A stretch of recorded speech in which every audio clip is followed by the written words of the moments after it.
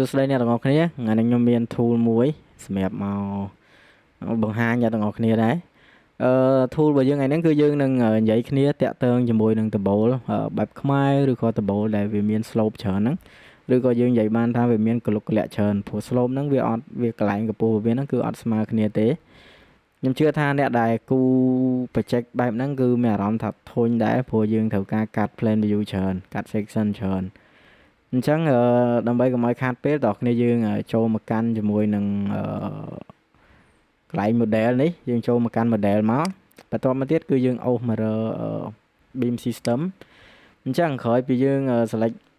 beam system ហើយវានឹង load តារាង user interface ឲ្យយើងមួយដែលយើងដំបូងគឺយើងត្រូវ select ជាមួយនឹងដបូលរបស់យើងសិនដបូលនេះ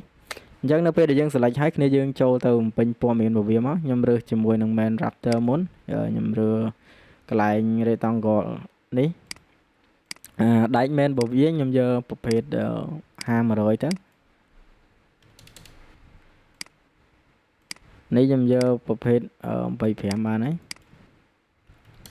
អញ្ចឹងនៅពេលដែលយើង select ហើយគ្នាយើង generate វាមកនេះក្រោយពីយើង generate លទ្ធផលរបស់យើងហើយខ្ញុំ select លើដែកមក25ហើយគ្នាយើងយកកន្លែង Z នេះគឺយើងយកវាជាបឋមវិញមកនេះដើម្បីវាកើងនៅលើ plan របស់យើង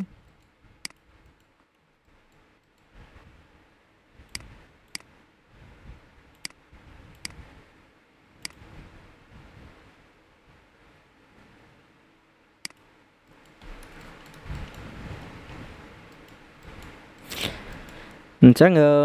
ការបង្ហាញ tool របស់យើងហ្នឹងគឺវាបានដល់ទីបញ្ចប់ហើយបើសិនជាគ្នាយើងគិតថា edit មួយហ្នឹងវាជួយការងារនៅរបស់គ្នាបានច្រើនហើយគ្នាយើងមានចំណាប់អារម្មណ៍អីអាចតំណែងមកខ្ញុំបានអញ្ចឹងយើង slash ត្រឹមហ្នឹងយើងជួបគ្នាថ្ងៃក្រោយទៀតអរគុណ